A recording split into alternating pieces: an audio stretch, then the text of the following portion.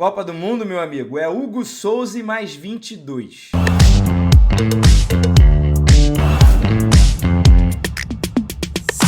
Fala, rapaziada, como é que vocês estão? Mais um vídeo no canal do Canedo. Já chega dando like, se inscreva no canal, compartilhe. Eu sempre me enrolo aqui para falar isso. Eu deveria ter um roteiro. Eu acho que vou preparar isso para os próximos, mas você já sabe da importância que é você comentar, você ajudar a fomentar o crescimento do canal do Canedo 2.0, fazendo vídeos de futebol todos os dias. E hoje falaremos, evidentemente, de Hugo Souza. Eu queria já fazer esse vídeo antes, depois do primeiro jogo da Seleção Brasileira. É um tema que está vivo, né? A titularidade do gol da Seleção Brasileira. O Alisson vem sendo contestado. Eu sou muito contrário, assim, eu acho que em nível de goleiro, debaixo das traves, o Alisson é muito bom, está muito acima da média, está entre os melhores goleiros do mundo, mas não está imune a críticas e pode ter falhado vez ou outra, e principalmente, aí é que é o famoso eu dou o braço a torcer, eu concordo, em pênaltis o Alisson não consegue se destacar. Lembrei por quê, né? Esse assunto voltou à tona depois que o Liverpool foi eliminado para o PSG na Champions, numa eliminatória que só foi para os pênaltis por causa do Alisson, basicamente. O jogo de ida era para o PSG já ter destruído, goleado, e no fim das contas, nos pênaltis, brilhou a estrela do Donnarumma, e aí o PSG avançou. E aí eu fui pesquisar os números e, de fato, né, eles corroboram com essa ideia de que o Alisson não é tão bom assim nos pênaltis e que a gente pode sim estudar numa eventual Copa do Mundo, num mata-mata, usar a cartada Hugo Neneca, decisivo no título do Paulistão pelo Corinthians, defendendo o pênalti do Rafael Veiga na reta final já do segundo tempo. E, poxa, não preciso nem dizer o quão importante foi ele ter aquele sangue frio, pulou no canto direito, pegou a cobrança do Veiga. E, bem, não foi só isso, né? Foi a 7ª cobrança que ele defendeu de 20. Uma foi na trave e outra para fora, se eu não estou enganado. Então, foram 18 cobranças contra o Hugo Souza, entre tempo normal e disputa de pênaltis. O Hugo chegou ao Corinthians no ano passado e ele defendeu 7. Então, 7 de 18 dá 38% de defesas, né? Por que 18 e não 20? Estou calculando aqui os pênaltis que foram no gol. O pênalti que vai na trave e vai para fora, às vezes pode ter responsabilidade, né, do goleiro, mérito do goleiro que entra na cabeça do cara, o atacante vai forçar, chuta para fora, mas às vezes é um erro como outro qualquer do cobrador. Então, eu gosto até de diminuir essa margem para pênaltis que foram no gol, que o Hugo poderia defender, e ele pegou 7 de 18. Então, vamos aos números para a gente avaliar os concorrentes dele, digamos que nessa categoria, que é muito importante e não pode ser subestimada. Não à toa, a gente tem também um exemplo da Argentina com o Dibu Martínez, que foi campeã mundial, passando por duas defesas, duas disputas de pênalti, e na Copa América também na semifinal contra a Colômbia, que foi talvez a competição, não vou dizer que foi mais importante do que a Copa do Mundo, mas foi o que fez a Argentina acreditar, se livrou do peso de tantos anos, mais de 2 décadas sem título, e o Dibu Martínez já havia sido fundamental ali naquela semifinal contra a Colômbia, quando ele pegou 3 pênaltis.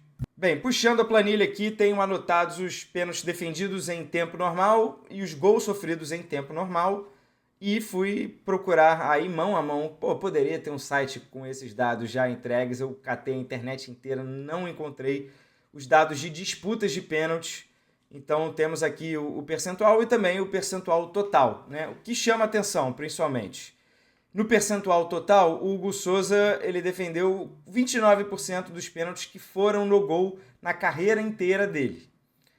Quem está mais perto dos nomes convocáveis é o Lucas Perry, que tem um bom desempenho, principalmente em tempo normal, né? Em disputa de pênalti, o Lucas Perry não foi tão bem quanto o Hugo. Depois a gente tem ali na ordem o Alisson. Olha aí, o Alisson é o terceiro maior pegador de pênalti entre os 6 brasileiros avaliados.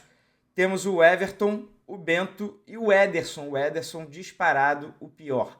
Isso em números totais. Como a gente está falando aqui de uma eventual situação de disputa de pênalti, se tiver pênalti no tempo normal, não tem como tirar o Alisson e botar o Hugo Souza. Então, seria o Alisson. Quando a gente vai analisar, seria o Alisson, claro, na minha opinião, de que o Alisson é o goleiro mais preparado, é o melhor goleiro brasileiro, que também em boa fase, em boa temporada, deve permanecer como titular da seleção brasileira. o Hugo Souza, para fazer aqui um rápido contraponto, o Hugo Souza não passa confiança em outras fases do jogo. Ele sai muito mal do gol, principalmente, às vezes dá aquela catada de borboleta, falha com alguma frequência pelo Corinthians, mas também faz as suas defesaças e é fundamental nos pênaltis, que é o super diferencial dele. Então, falando em percentual aqui de disputas de pênaltis, temos o Bento liderando, mas aqui cabe um parênteses, o Bento teve 2 disputas de pênaltis na sua carreira inteira, então é um universo muito pequeno, e ele brilhou nas 2 pelo Atlético Paranaense, inclusive uma delas eliminando o Botafogo do Lucas Perry, que também está analisado aqui. Então vamos excluir o Bento por falta de amostragem, né? A gente precisa ver mais para ter essa certeza que o Bento é um super pegador de pênaltis em disputa de pênaltis. Hugo Souza liderando com 31,6%. Cara, olha só que assustador, né? De 19 pênaltis que foram no gol, ele pegou 6 em disputas de pênaltis. Né? O de ontem, né, nem conta, evidentemente, porque foi no tempo normal, mas é impressionante o comportamento do Hugo em pênaltis, seja em tempo normal, seja na disputa de pênalti. Então, assim, dá para saber que o cara é bom, ele tem a técnica, ele entra na cabeça do cobrador e tá aqui com mais de 31%. Então, assim, é uma diferença absurda, a gente tem que apostar nele e acho que vale fazer o que a Holanda fez em 2014, botando o Tim Krul ali no último minuto da prorrogação, tirando o Silesen, e a Holanda eliminou a Costa Rica nos pênaltis. Fora o aspecto psicológico, né? Os cobradores às vezes não conhecem muito o goleiro ou não esperavam essa tática. Eu acho que a gente pode usar e abusar. Se a gente tem um especialista na posição, se o Hugo tivesse, 18%, 20%, 21%, acho que não valeria. Mas o Hugo Souza tem um percentual de aproveitamento acima de 31%. Praticamente 1 a cada 3 ele pega, ele defende. Fora as que podem ir para fora ou na trave. Então, números espetaculares aí do Hugo Souza. O Everton, que tem muita cobrança de pênalti já na carreira, muita disputa de pênalti, ele foi herói nas Olimpíadas de 2016, né? O torcedor do Palmeiras vai lembrar de disputas que ganhou, que perdeu. Ele tem quase 23% de aproveitamento dos pênaltis que vão no gol em disputas de pênalti. O Lucas Perry tem quase 21%, o Ederson tem 15% e o Alisson 14%. Ou seja, o Alisson ele tem 19% em pênaltis gerais, ele vai muito melhor em pênaltis no tempo normal e prorrogação do que em disputas de pênaltis. Aí eu acho que isso pesa de fato contra o Alisson. Não sei se ele é muito frio, o Dida também era frio e era um pegador de pênalti, mas o Alisson precisa entrar naqueles mind games, né? O Alisson talvez precise não apenas ser um goleiro que vai lá, se porta dentro do gol, bate a palminha com a luva e escolhe o canto. Não, né? Talvez o Alisson possa melhorar aí, é um ponto que... Olha assim, eu sou um fanzaço do Alisson, eu acho ele muito subestimado, eu acho que ele recebeu culpa em 2 Copas do Mundo que assim, absolutamente não tinha que fazer. Na bola desviada da Croácia ele poderia ter feito a defesa, mas aí teria sido uma defesaça, porque a bola desviou, tempo de reação muito curto. Então eu acho que o Alisson leva uma culpa muito além da conta, né? Eu acho que daria para dividir essa culpa com vários outros jogadores que, né, tiveram sua responsabilidade ao longo do jogo, inclusive os cobradores também que desperdiçam os pênaltis e a gente não lembra, né? Virou automático jogar essa responsabilidade no goleiro se ele não faz uma defesa, sendo que é muito mais fácil o cobrador fazer o gol do que o goleiro defender. Estatisticamente comprovado, cerca de 75% de chances o cobrador fazer o gol. Mas então temos essa discrepância. O Alisson é o goleiro titular da seleção brasileira e ele tem 14% de aproveitamento em bolas que vão no gol em disputas de pênalti contra 31,6% do Hugo Souza, mais que o dobro. Aí a gente tem que ir de Hugo Souza, né? Não tem jeito, não, por isso que eu defendo que o Hugo Souza seja convocado. Até porque, minha gente, terceiro goleiro, se for terceiro goleiro, se a próxima comissão, não confiar no Hugo Souza como um goleiro reserva, ele pode ser o terceiro goleiro, e, cara, o terceiro goleiro, por que a gente vai perder tempo discutindo, né? O Fábio deveria ter ido para a Copa, beleza. O Cássio não merecia aquela, o Jefferson merecia a outra, o Vitor tal. Por que a gente vai perder tempo discutindo isso? Se há um propósito como agora, disputa de pênalti, Hugo Souza, chama o cara, pelo menos é uma arma extra que a gente pode ter no mata-mata.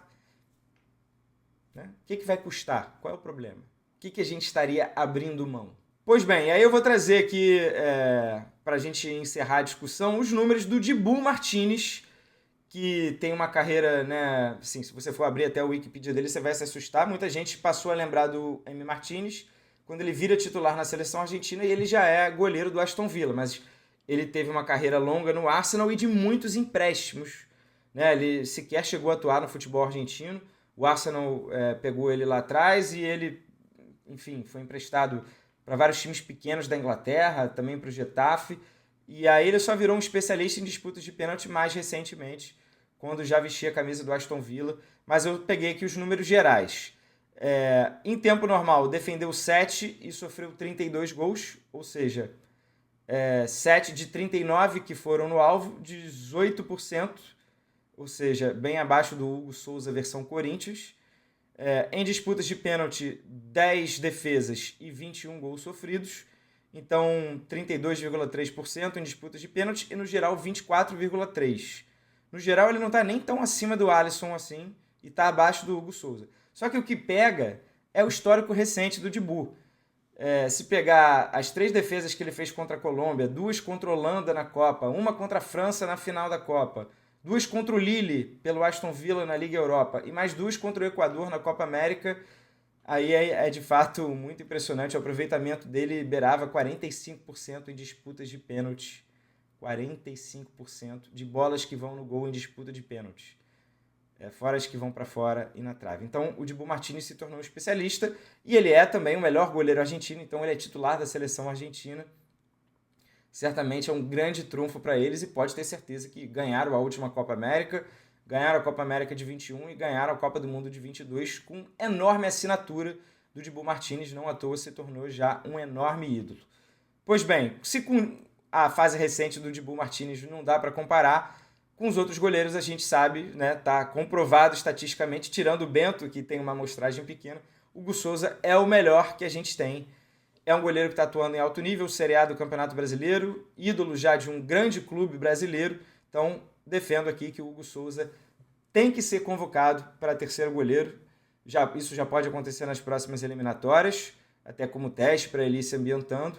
E, cara, se ele mantiver essa média, e tem tudo para manter, sim, já bota o carimbo, já dá a vaga para ele na Copa do Mundo. Ele está na Copa do Mundo antes mesmo da seleção brasileira se classificar, porque, reforço, não temos nada a perder. Com o terceiro goleiro, né, não temos nada a perder, então vira um super trunfo pra gente. Hugo Souza, um neneca, pegador de pênalti, que pode ser a nossa diferença entre passar de um europeu nas quartas de final, algo que já está enchendo o nosso saco há tanto tempo. Então é isso, minha gente. Gostou do vídeo? Foi surpreendido pelos números? Defende também a convocação do Hugo? Diz aqui nos comentários, compartilhe, dê o like, você que ainda não deu. Se inscreva no canal, não custa nada, minha gente. Não custa nada, tá? E muita gente assiste sem estar inscrito, então, se você lembrar, espalhe a mensagem, canal do Canedo 2.0 tá de volta. Sempre um vídeo de futebol por dia, pelo menos, de segunda a sexta, né? Fim de semana a gente dá aquela colher de chá. Deixa aqui também a sua sugestão de tema para o próximo vídeo ou um quadro. Valeu, tamo junto, aquele abraço, tchau, tchau.